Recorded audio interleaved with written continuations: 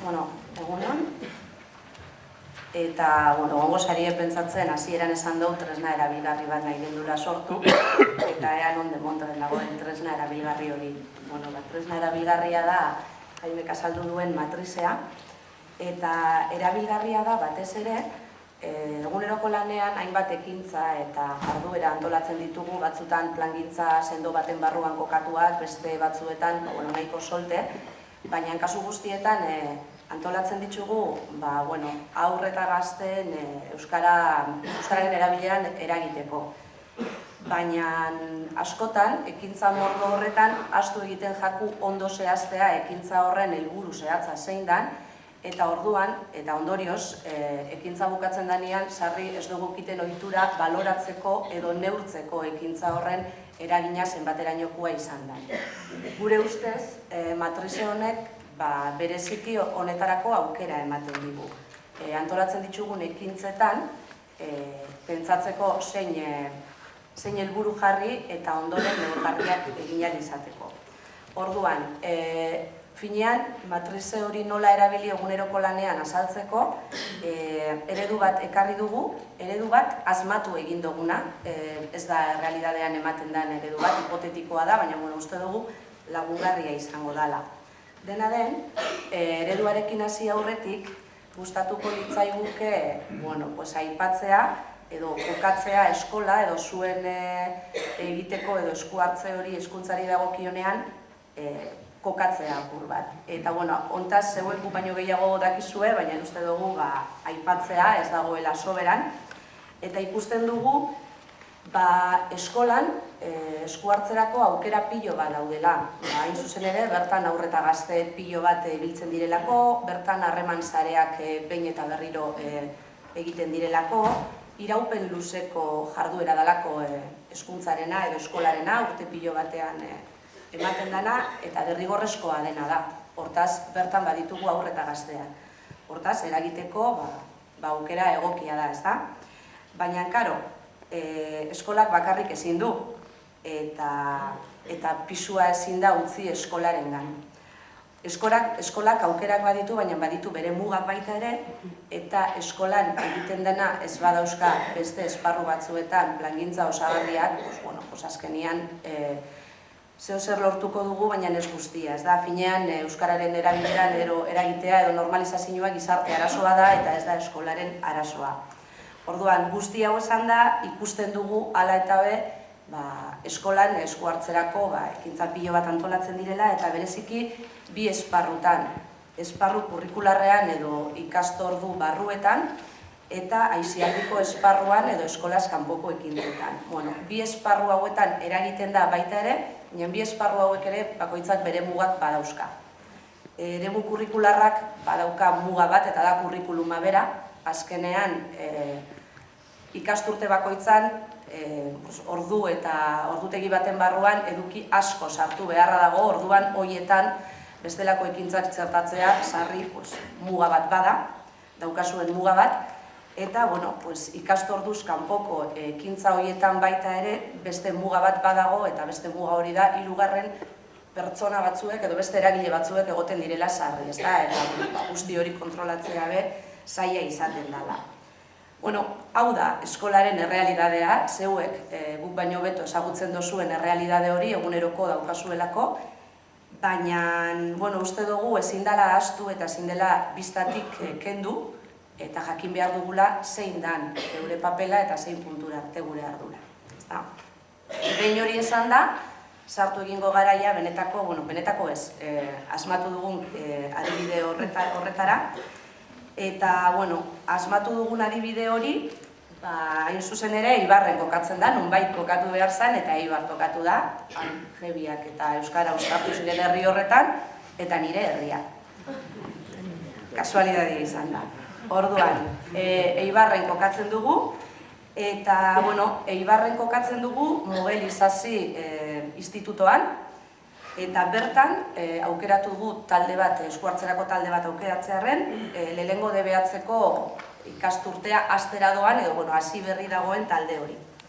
Orduan, nolabait eredua kokatuko genuke orain egun hauetan, ezta?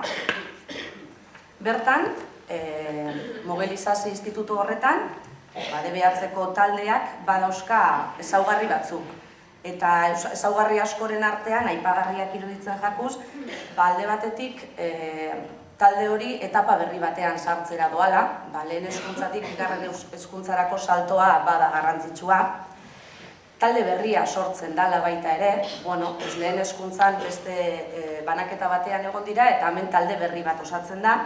Eta Eibarko kasuan eraikuntza berri bat baita ere, ikastola batetik, jeitzi egiten dira erdigunean dagoen beste ikastetxe batetara. Honek bebai, aldaketa batzuk eta berrikuntza batzuk suposatzen ditu. Eskola ibilbideari dagokionean, Eibarko gazte talde honek aukera auki du ibilbide guztia B ereduan egiteko, hortaz ezagutza maila beharko luke, eta Eibarren euskararen ezagutza 51%koa da eta kaleko erabilera 22%koa. Honei diez talde bestelako ezaugarri batzuk beba daude, baina iruditzen jakuz hauek badirela esanguratsuak. Orduan, talde hau daukagu, Eibarko herri honetan, eta bururatu zaigu esku hartzerako, euskararen erabileran eragiteko, 3 eguneko egonaldi bat antolatzea. Aterpetxe batetara, eta izango da, asteazkenetik ostiral batetarako egonaldia. Orduan, da intentsitate handiko ekintza bat, bertan emozio eta bizipen ugari emango dira 3 egun hauetan, eta ematen ez badira provokatu alditugu baita ere, baina iraupen mugatua dauka 3 egunetako ekintza bat, eta 3 egun horietan hainbat ordu baino ez dauzkagu. Orduan, ariketa hau, edo ekintza hau, 3 eguneko egonaldi hau bideratu nahi dugu talde honekin euskararen erabileran eragiteko. Orain proposatu nahi dizueguna da, ateratzea karpetetatik okerrez banago hor badaukazue matrizearen kopia bat, eta kopia horretan matrizea bera agertzen da, baina baita ere Jaimek azaldu dituen ezaugarri horietariko bakoitzaren azalpen bat. Orduan, emongotzu eguz 5 minutu, bakoitza bere buruarekin, ero alboan daukanarekin, komentatzeko, Eibarko talde honekin, ze faktore eduki beharko genituzke kontuan, eta horren arabera ze helburu jarri ahal izango genituzke 3 egunetako ekintza honetarako. 5 minutu emango dutzu eguz, eta gero geure aldetik egingo genukena azalduko dugu, bai? Badirudi denboraz nahiko justu gabitzala, orduan 5 minutu lortzez, uste dut 3 edo 3 izan direla, baina, hasingo dut, bai. Guk egin duguna, ekarri duguna ona izan da, guk zer egingo genduken talde horrekin, eta hizkuntzan eragiteko asmoz, kontutan hartuta 3 eguneko egonaldia baino ez dela. Orduan, hor, matrizea eskuartean hartu dugula, argi eta garbi ikusi dugu, 3 egunetako ekintza horretan faktore batzuk lantzea ezinezkoa dela, eta gainera beste batzuk lantzea ez dagozkigula. Hortaz, ez ditugu landuko testu inguru politikoa, 3 egunetan hortzeo zer mugitzea saia izango zalako, input mediatikoaren eragina. Ez da ere, kontsumo eskaintza eta zerbitzuak kontutan eukiko ditugu eta agian eskaini aldizkiegu, baina ez dugu berariaz landuko, eta hizkuntzarekiko gizarte pertzepzioa eta egoera soziolinguistikoarekiko gizarte pertzepzioa ez da. Kontutan hartuko dugu, pertsona horien hizkuntza gaitasuna, euskararekiko daukaten jarrera eta portaera, eta haurtzarotik daukaten hizkuntza ingurunea. Baina horiek kontutan baino ez ditugu hartuto. Finean, 3 helburu landuko ditugu bakarrik, eta horiek izango dira. Pertsona eta talde erreferenteak, harreman sareetako hizkuntza arauak eta ohiturak, eta identitate kolektiboak. Orduan, azkenean, jakinda, 11 horietatik 3 faktore horiek baino ez ditugula landuko, faktoreetan eragitera zuzendutako ekintzak pentsatu beharko genituzke 3 egun horietarako. Orduan, pertsona eta talde erreferenteak faktorearen barruan, badaukagu, lehen Jaimek aipatu duen moduan, gertuko pertsona erreferenteak eta publikoak edo gizartearen erreferenteak direnak. Hauek danak, edo hauetariko batzuk aukeratu eta erabili ditzazkegu. Bai, ekintzan bertan, 3 egunetako egonaldi horretako programazioan, baina baita aurretik ere edo ekintza bera prestatzen ari garela.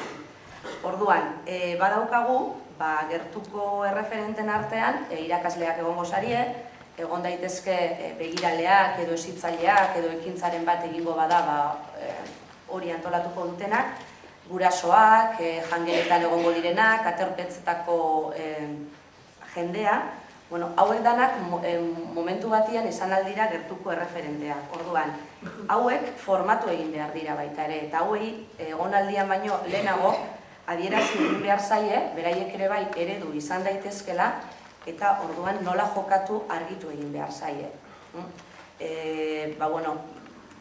Oso adibide zehatzak izan daitezke, eskolaz kanpoko ekintzetan ibiltzen diren pertsonak edo jangeletan aritzen diren horiek sarri, beraiek ez dakate kontzientziarik eredu direla baita ere.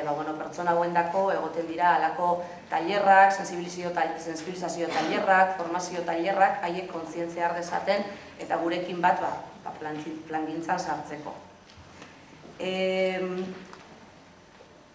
Inguruan egon daitezken gertuko erreferente hauek baldin badira, eduki baldin badituzte hizkuntzarekiko bizipenak edo ibilbide esanguratsuak, komeni da hauek ez eskutatzea, baizik eta gazteen begibistan ipintzea. Gazte askok pentsatzen dabie, parean daukaten hori euskaldun jaio dela eta euskalduna dela berez, eta bere aukera horrelako izan dela, eta beraiek ez dira papel berdinean ikusten. Hezitzaileak edo irakasleak, kasu guztietan ez da horrela izango, momentu konkretu batian egin zenuten aukera bat, edo momentu konkretu batian hartu zenuten kontzientzia bat, edo zuen familia guztia ez da izan beti euskalduna, edo adibide guzti horiek inguruan ditugun heinean oso errazak dira, eta gazteei konta hori egin behar zaie, beste batzuek ere euskaldundu egin garela, ez gara horrela jaio. Ikaskide nagusiak edukiko dabez ikastetxeetako etapa berri honetan, eta hor bai, gazte horiek erabili ditzazkegu eta eredu moduan jarri, hauen testigantzak, oin teknologia berriak ditugula baita ere, hauen testigantzak grabatu, eta egonaldian gaudela, haiei ipini, eta ikusi edo erakutsi, ez da? Gero baditugu baita ere pertsona erreferente publikoak, eta Ibarren gaudenez, aipatu du Jaimek ere bai, baina badauzkagu beste batzuk, baina badaude Zutagar, edo EH Sukarra bat, edo Kokein, edo Patzi Usobiaga, eta gainera hauek guztiak ikastolatik pasatakoan dira. Orduan, hauek baliatu ditzazkegu eta hauekin bizitak programatu eta hauek jarri beste gaztetxo hauen eredu modura, ez da, nola beraiek ere bai, euskeraz ibiltzen diren eta beraien autua euskararen aldekoa izan den. Bigarren faktorea da harreman sareetako hizkuntza arauak eta ohiturak. Eta kasu honetan, eta ipini dugun adibide honetan, oso faktore garrantzitsua izango da, hain zuzen ere, esan dugulako talde berri bat eratzen ari dela, orduan harreman sare berri honetan, hizkuntza arauak eta ohiturak orain finkatzeko aukera egongo da. Hortaz, honi arreta berezia ematia komenigarria. Lehenik eta behin, gure aldetik ekintza moduan egingo genukena izango zen gazte horiei ondo azaldu, egingo dugun ekintza hau da hiruegunetako egonaldia, zer dela eta egiten dugun, eta ekintzaren helburua zein da. Honekin batera saiatuko ginateke egiten beraiekin halako konpromiso edo hitzarmen sinaduraren bat, eta beraiek konpromisoa hartzea egonaldiak irauten dagoen momentu horietan, edo iraupen horretan, euskaraz berba egitera, momentu konkretu batzuetan behintzat, edo hor bakoitza segun zein dan taldearen joera, ipini beharko dira helburu altuagoak edo txikiagoak, ezta? Baina izan behar dira voluntarioak, beraien konpromisoz hartzen duten erabakia. Gero, talde berri horretan, naturalki lider batzuk egongo dira, eta hauen euskararekiko jarrera eta portaera begiratu beharko genuke, 3 egunetako egonaldi horrek aukera emango dau, eta hortik gero tiratu egin dezakegu eta lidergo natural horiek indartu. Baldin eta euskararekiko jarrera ona daukaten eta ez badaukaten, igual hori landu beharko genuke hortik tiratzeko gerora. Beste gauza bat egin beharko genukera ekintza horri begira da, egonaldian egongo zarien irakasle horien jarrera eta portaera aldez aurretik adostu. Ikasleen aurrean zer jarrera hartuko duzue. Euskaraz egin, edo beste bide batzuek azkenean askotan gertatzen dalako, hainbat irakasle joan eta bakoitzak daukala portaera ezberdin bat adostu ez dalako aurretik eta azkenean batzutan koherentzia be ez da mantentzen bi portaera horien artean, ez da, orduan, komeni da hauetaz berba egitea, adostea zein dan hartuko dan portaera, eta horrela agertu ikasleekiko, baina baita ere aterpetze horretan edo joango garen herri horretan eukiko dugun egoerarekiko. Pertsona bat hurbiltzen zaigunean, gazteleraz hurbiltzen baldin bazaigu, zein izango da gure lehengo berba, zein izango da gure lehengo jarrera. Horrek danak momentu horrek eredu dira, orduan adostu egin beharko genuke baita ere nola egin, ezta? Eta, saiatu beharko ginateke lehenagotik baita ere, egonaldia prestatzen dugunean, egonaldi hori egingo dugun tokiaren paisaia linguistikoa edo aberazten. Saiatu egin gaitezke, adibidez, garraioz joan behar baldin bagara, garraiolariak euskaldunak izan daitezen bilatzen aldez aurretik, aterpetzean beran dauden pertsonak euskaldunak izan daitezen, ingurune euskaldun bat izan dadin, eta bertan eskaintzen diogun egitekoak edo ekintza bereziak ere bai, euskaraz egiteko aukera egon dadin. Azkenengo faktorea izango litzake identitate kolektiboarena, eta bertan, uste dugu, ekintzan bertan edo egonaldian bertan, une polita izan daitekela sortuko dan talde berri honi identitate bat emateko. Orduan, prestatu ditzazkegu programazioaren barruan hainbat ekintza, talde izaera hori indartzeko. Demagun, taldearentzako izen bat asmatu, irudi bat, lelo bat, eta ondoren hauek taldea egiteaz gain erabilgarriak izan daitezke eskolan, antolatzen diren jaialdi edo aste kulturaletan, edo hizkuntzaren astean, edo herriko ospakizunetan. Demagun, gero taldetzo hori, Eibarren bagaude, San Juanetan kalera irtetzen baldin badira, igual erabili dezatela, asmatu dugun izena, leloa, kamisetetan irudia, edo hortik talde izaera bat egiten. Eta, une polita bai izan daiteke talde ordezkari bat aukeratzeko eskoletan sarri, behar izaten dira figura horiek, orduan talde ordezkariak aukeratzen ditugunean, beste gauza batzuen artean baita ere begiratzea edo lehenestea talde ordezkari horrek hizkuntzarekiko daukan jarrera. Azkenean eredu bat izango dalako baita ere. Hauek dira, guk aukeratu ditugun 3 faktoreak, eta batek baino gehiago gongo da pentsatzen, eta hau da dana, eta hau da dana. Azkenean da, gogoan izan behar duguna da 3 egunetako egonaldi bat baino ez dela, eta 3 egun horietan lo egin behar dela eta beste gauza asko, orduan ordu gutxi baino eskako zela gelditzen azkenean esku hartzerako. Orduan, orain arte moduan antolatzen ditugun ekintza hauei helburu potoloak jarraiten badugu ipintzen, hau da, 3 egunetako egonaldia euskararen erabileran eragiteko. 3 egunetan euskararen erabileran eragitea zaila izango zaigu, eta gero hau ezin dezakegun neurtzen. Aldiz, helburu potolo hau aipatu ditugun urratz txiki hauetara edo faktore hauek lantzeko helburu txiki hauetara ekarrita neurgarriak izango dira, itzultzen garenean egonalditik neurtu dezakegu ea jarri dugun ekintza horietariko bakoitza lortu dugun edo ez, hau da, lidergo naturalak detektatu ditugun edo ez, garraiolaria, aterpetzea, guzti hori euskaraz lortu dugun ala ez, besteen testigantzak baliagarriak izan diren ala ez, guzti hori gero neurgarria da. Hortaz, igual, ekidit dezakegu, sarri eukitzen dugun ezintasuna eta frustrazio sensazio hori, ez da. Eta, hau izan da gure aportazio zumea, tresna oso simplea da, beraien gainera testigantzan eta beraiek esandakoan oinarritua. Geuk aisialdian probatu egin dugu eta, bueno, aisialdiko ekintzak antolatzen direnean hainbat begiralei lagungarria egiten zaie, udaleku batzuetako programazioa antolatzerako orduan edo kirol ekintza bat antolatzerako orduan kontutan hartzeko bere esku zein faktore lantzea egon daitezken eta horren araberako ekintza txiki eta xumeak jartzea eta, horrela urratzez urratz aurrera joatea. Zegoen eskulagatzen dugu, abertzeosetako balio jatzen edo ez. Bukatzeko, aipatu nahi genuen, lehen esan bezala, 2010ko hau hartu dugu tartean proiektu honen aurkezpenak eta egiten ari gara.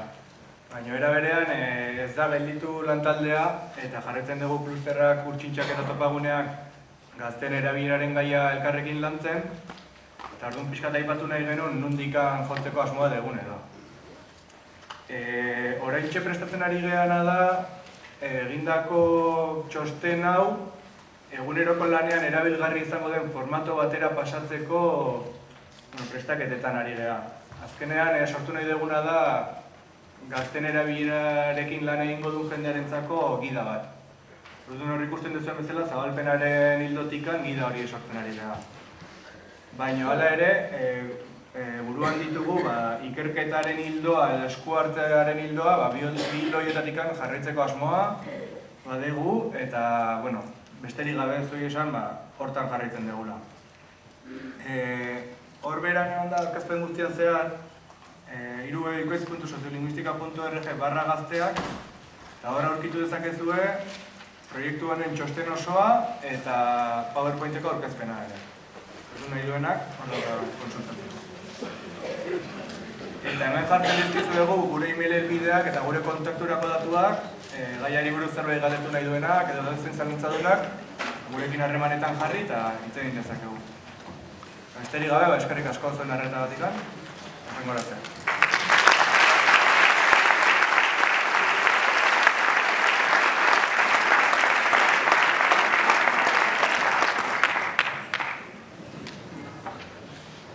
Galderarik ez da helderazi momentuz, badago galderaren bat.